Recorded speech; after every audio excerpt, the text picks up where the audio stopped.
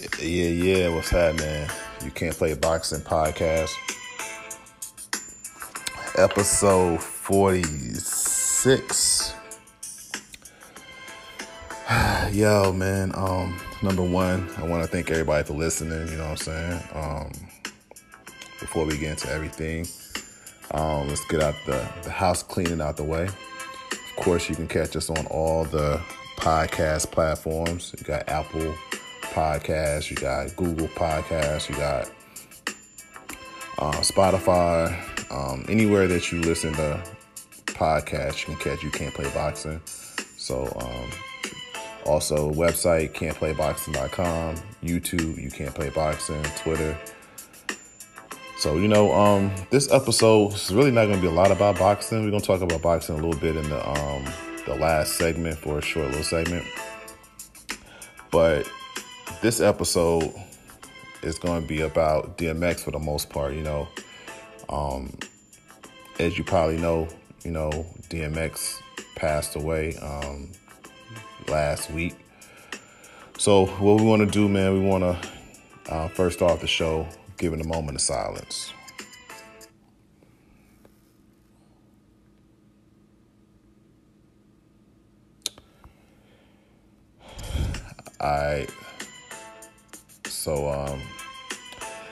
This episode a little bit somber, I'm not somber because of, not somber just because of the passing. It's just that, when you think about DMX, think about a little bit of my teenage years, you know what I'm saying? I'm going to show my age a little bit, So, number one, man, DMX, I think the reason he was loved, one of the reasons he was loved is that regardless of everything, for the most part, whether he was right, wrong, he showed you his true self, And a lot of people just in life, we don't do that. We don't show our true selves. We don't show our scars.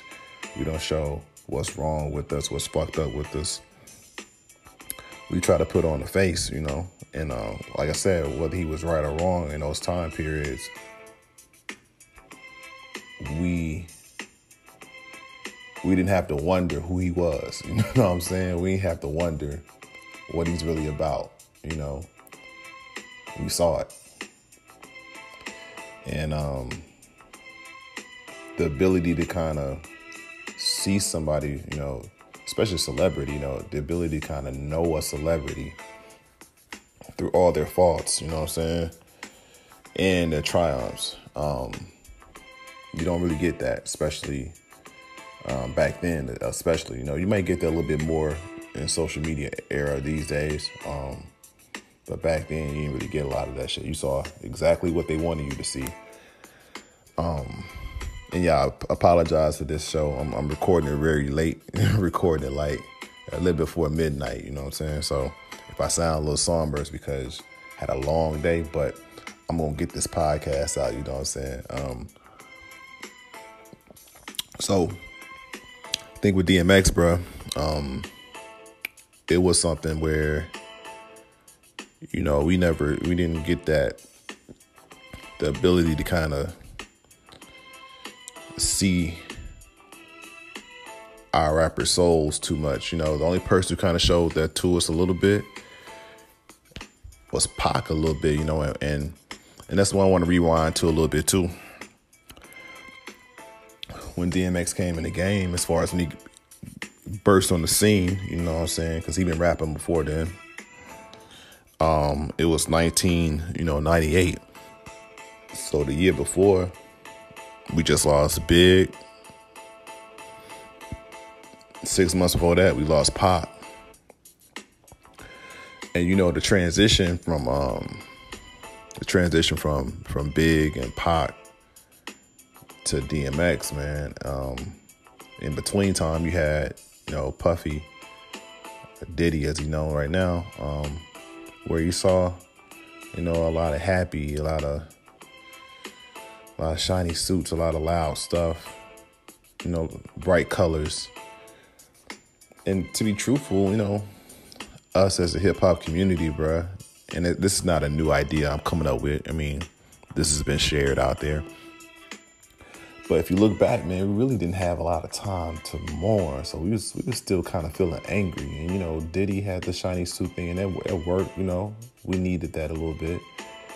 But the reason why DMX resonated is because, man, it was like, we just lost some people, bruh. Like, it's too much. It's a little too happy right now. We in pain a little bit. And so he came through and came with such a spirit, bruh, such a spirit that was intense. You know what I mean? I always tell people, man, he came through like a hurricane, because if you look at the time he was on top, you know what I'm saying? It was, it wasn't a long time like compared to like Jay-Z or, Diddy or any of those people selling a lot of, even, Nelly almost. DMX was on, he had his window for about 3 strong years, and he had a couple years after that, but from 98 to about 2001, he had his strong, and then he went to start acting a little bit, and, but he was a hurricane. He was so intense, and he gave us all, when he was performing, and he could be lyrical at times, but that wasn't the strong suit. He gave you the emotion and the pain and the vulnerability, bruh. So he's going to be missed, man. I ain't going to keep y'all too long about that. But, so one thing I do want to get into is that, everybody have these DMX stories, and it's funny, now that he's passed, how many people that he just randomly pop up on. And I had a random DMX story too. It's not like he popped up on me. I ran across him, and like I didn't expect to run across DMX. So story was 2010. Yeah, in St. Louis they had this thing called I was staying in St. Louis at the time, and they had these glow parties, right? So had a party downtown, glow party. Went there, had a great time. So shout out to Free Time. They threw a lot of good parties in St. Louis back then. And went to the party, had a great time. It was so great. I decided to, man, I don't even want to go home. I'm staying downtown. I just got myself a room at the Millennium. But before I went back to my room, in St. Louis, there was not, there was only a few spots that's open downtown. Late night. So this one spot that's open was called Maurizio's Pizza. Maurizio's got me through hella nights, you know what I'm saying? Being drunk. A few nights, I'll put it that way. So I go into Maurizio's. Maurizio's like a little pizza spot, you know what I'm saying? It's nondescript. It's not like it's, you go to Maurizio's if you're in St. Louis, it's like, it's not the happiness spot, but if you out, you go. But I went there, and there wasn't too many people there. Like at the time, it was probably like maybe 4 or 5 people there. And I look in the corner, I'm like, hey, bro, that's DMX. And I see him. He just by himself. And I'm thinking he by himself. But he's actually, like 5 or 10 minutes later, I see I think a family member come, maybe his cousin or something. But he was a real cool dude. He was, you wouldn't have known that was DMX. You wouldn't have known there's a multi-platinum artist. You know what I'm saying? He just had this way about himself where he was really just a regular he was a regular person for real. I think that's what he kind of related to. And I know that there's a lot of other stories about DMX, people running across him, but he was, it's gonna be missed, man. So. Again, my energy is a little bit down. Like I said, it's late, so I do apologize for this episode. You know what I'm saying? I'm going to try to bring up the energy a little bit more. You know what I'm saying? But I do want to get into, I want to give you my top 10 DMX songs. And then I give you my top 5 DMX guest appearances. Because like I said, X was really on some shit, bro. Like in 98 to 2001, like if he just had that intensity, bro. He was that dude, and it hadn't been too many people that came through that really changed the whole culture. Like it was one way, then after he came, it was a whole different way. But I'm gonna give you my top 10 DMX songs. Number 10, I know it's one of the females and one of his most memorable songs. And it's I fuck with it, no doubt. But number 10 for me is What These Bitches Want from a Nigga, featuring Cisco. Of course, the famous verse where he's shouting out like 50 females' names, you know what I'm saying? Some of y'all mamas and aunties are probably in that, So What These Bitches Want is my number 10 song from DMX.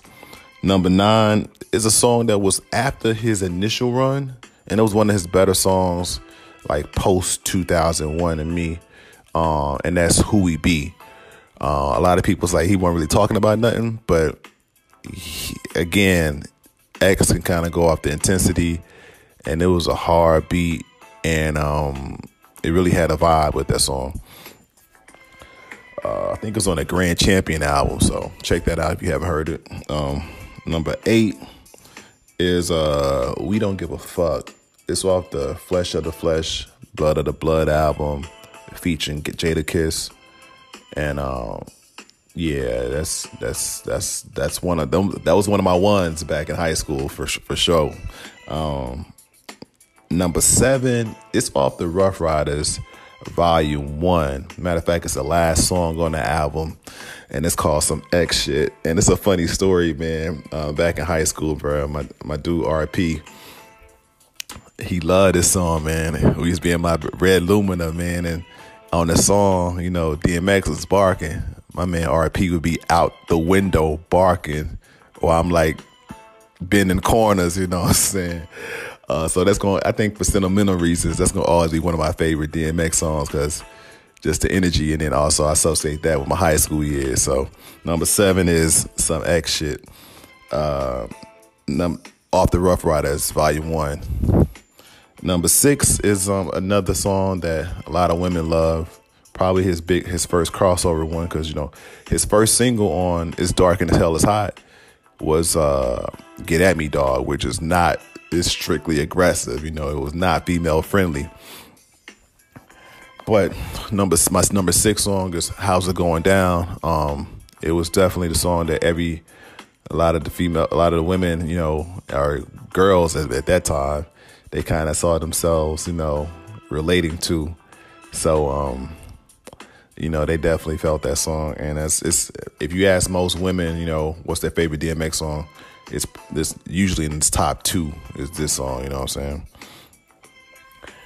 My next song is, a lot of times, this is most people's favorite song from DMX, because the amount of vulnerability and him being so real with himself. And number 5 for me is Slippin'. Slippin' is definitely heartfelt. You can feel the pain. You can feel everything. That's number 5 for me. Number 4 is a song that I like a lot. It was off the Flesh of the Flesh, Blood of the Blood album.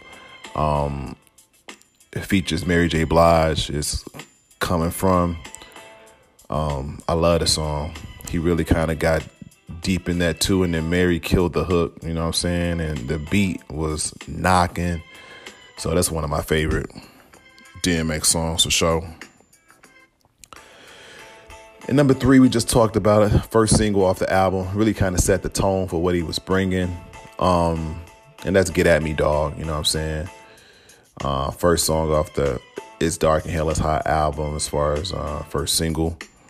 Video, grimy, Hype Williams in the tunnel, black and white, dogs, you know what I'm saying? It was like the perfect match for the perfect song at the perfect time, you know what I'm saying? So definitely my number 3 song from X. Number 2 is a song that got a lot of people, especially, in the other regions, to really okay, say I can fuck with this dude was because it was an accessible song. First big Swiss Beats production. It kind of crossed over a little bit. It was Rough Riders Anthem. So of course, Stop Drop, Open Up Shop. It's still one of the biggest songs. Number one for me is Blackout, featuring Jay-Z, featuring Styles P, featuring the Lox. This is one of them ones. You know what I'm saying? I love that song. I listen to that song at least a few times a year just off GP. So that was number one song. Top 5 DMX guest appearances. I'm gonna make this a little bit quicker. Number 5 is Why We Die. It's kind of crazy. I turned that song on Friday, and I didn't have my Twitter going, but it was right around. But of course, I knew DMX could pass away because that was a rumor. But right at the time I was playing the song Friday morning, I got the news reports started coming out that he officially passed away. So Why We Die is a Busta Rhymes song off the Anarchy album featuring Jay-Z and DMX.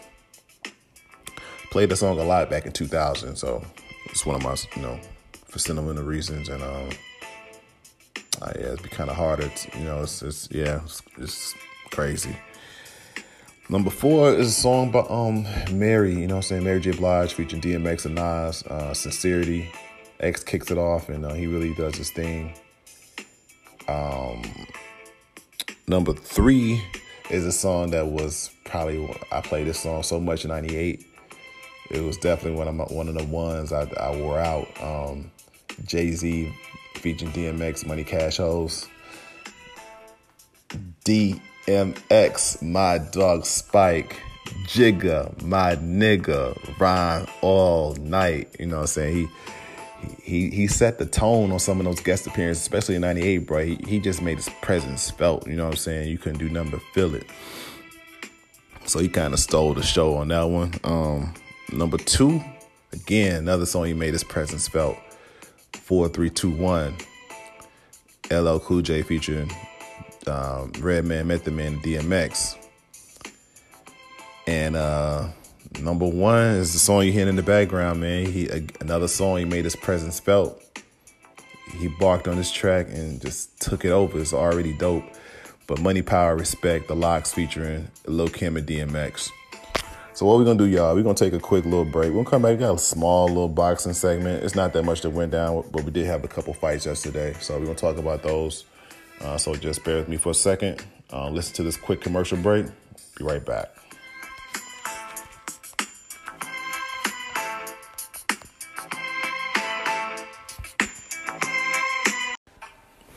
What's up? It's that time of the show where we kind of give a shout out to our sponsors.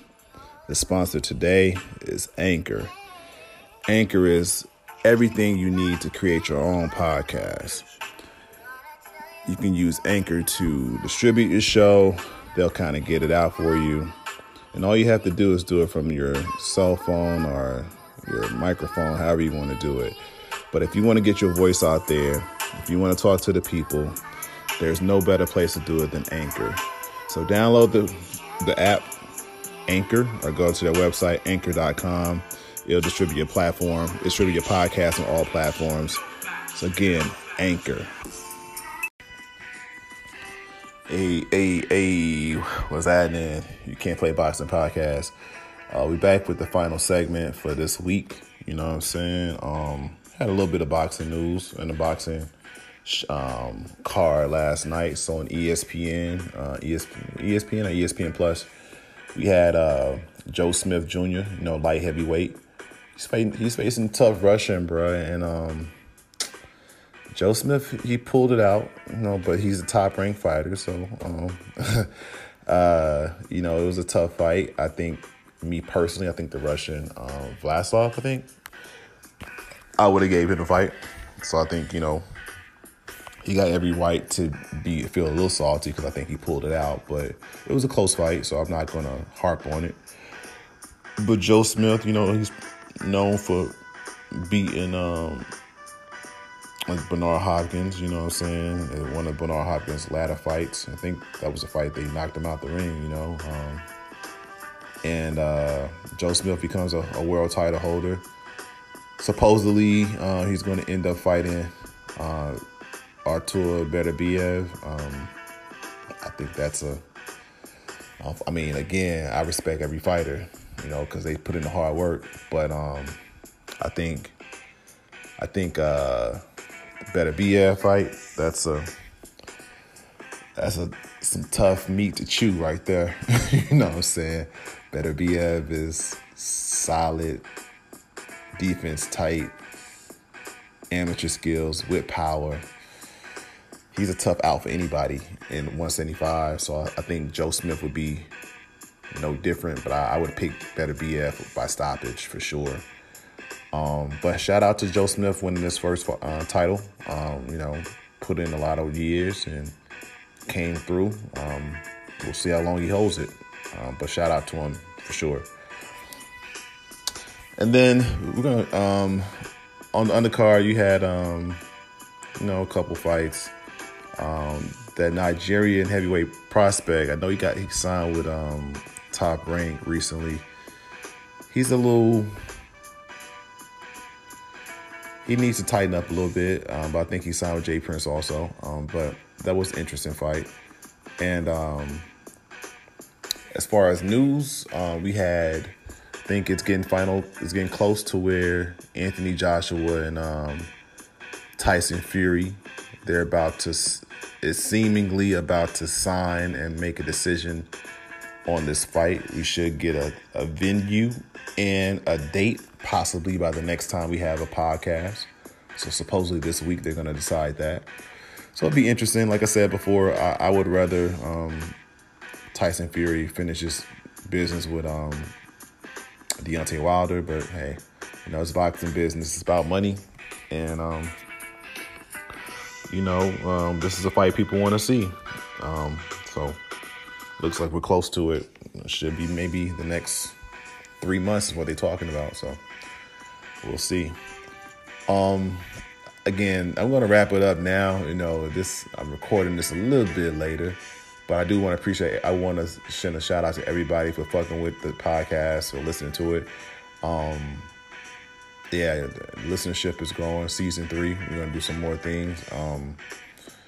Again, you can check us out on all major platforms, Apple Podcasts, Google, Spotify, everywhere you listen to podcasts. Of course, the YouTube, our Twitter, our website, can'tplayboxing.com.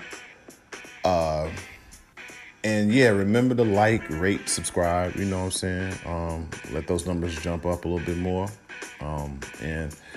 I appreciate all y'all for sure. So until next time, y'all, peace. Rest in peace, DMX.